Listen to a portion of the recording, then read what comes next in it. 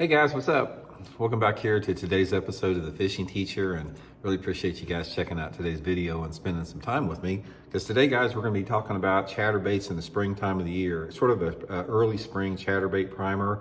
This is my favorite time of year to fish a chatterbait by far. It's like when that water temperature is in the 50s, you just can't beat this bait. It's just outstanding. So we're going to give you guys some tips and advice on really what to look for and a little bit about the bait itself in today's video. Also, guys, speaking of spring, if you guys are looking to get some good spots to fish on your favorite lake, please swing by and check out my Fish the Moment lake map breakdowns I built for Fish the Moment. We got the spring maps up right now. These are great resources to give you some really good spots to go straight to that you can download straight to your depth finder. So I'll put the Fish the Moment lake map breakdown link in the description of the video. Really appreciate that. Okay, we're getting close, man. It's February at the time of this video. This is about the time of year I start thinking about throwing a chatterbait. February, March, and April are my three favorite months to fish it. A lot of it has to do with the fact that the fish are positioned and the fish are starting to use the water that the chatterbait can really target efficiently. On top of just the characteristic of the lure and the vibration with it. So something about it, it's become one of my favorite early spring lures that there are.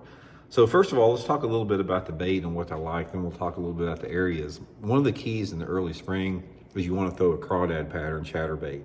I like any type of combination of some green pumpkin or orange or brown.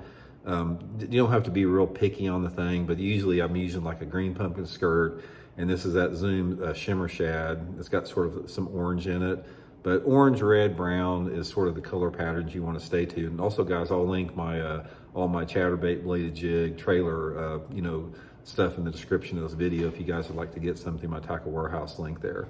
But can't go wrong with some type of a crawdad pattern, and try to stay heavily on the orange side too. It's like if you can. One way that you can do it if you don't tie your own skirts is on your trailers and everything. Just get some orange dye, and you can add dye, or you can get those orange paint pens, the Spike It dye paint pens. I'll link all that stuff in the description too, and you can put orange on your trailers. But bass really react to orange very well in the early spring on a chatterbait. Now, there's a lot of different bladed jigs out there. I use the old school chatterbait most of the time, occasionally a jackhammer. There's a lot of different ones out there. Earthshaker makes a good one. Just really what you prefer on that. But for whatever reason, it's like over the past 5 years or so, people are really being able to see the diversity of a chatterbait, because before it was sort of just a grass lure. Now that we fish it, we can fish it around anything, any depth. I know guys that catch them on it in 20, 25 foot of water in the summertime. So it's really up to your creativity and imagination about how you want to fish it. Okay, now here's what I like to look for in the early spring when I'm fishing a chatterbait. Number one, guys, I'll give you something easy, real off the bat, to go to catch some fish. Throw a chatterbait on boat ramps.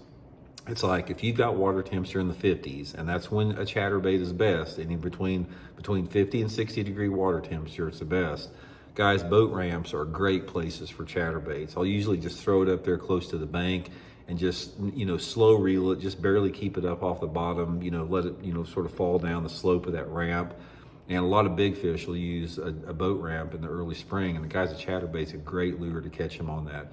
Another thing about chatterbait, guys, is it works in a diversity of different water clarities. You can catch fish on a chatterbait in about any water clarity. I've caught them in dirty water, I've caught them in real clear water, and everything in between, as long as you have some wind and clouds. A chatterbait is always going to work a little bit better on those cloudy, windy days. So boat ramps are a really good spot for it.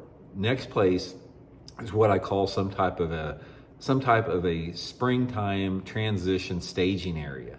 Now, a lot of times what these are, let's say, for example, is you got a place where the bass spawn in the springtime, say the back of a flat cove or something on your favorite lake.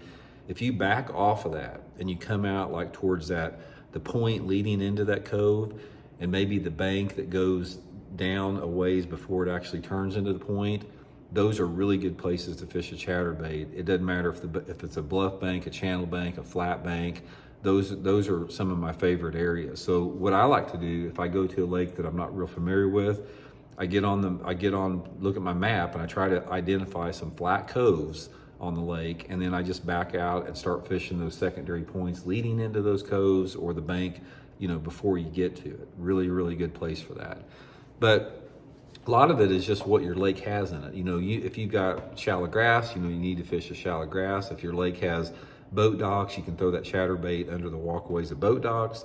If you got a lot of lay down trees, you can throw it next to the edge of those trees. But I like to concentrate on rock and concrete structures. It seems like they hold heat a little bit better, that time of year. Riprap's another good place to fish a chatterbait in the early spring, especially those ripraps that are like small sections of riprap, like they're sort of like wave breaks, or maybe just little jetties that come out, not necessarily those big bridge riprap, although it will work, but just little sections of riprap can be pretty good.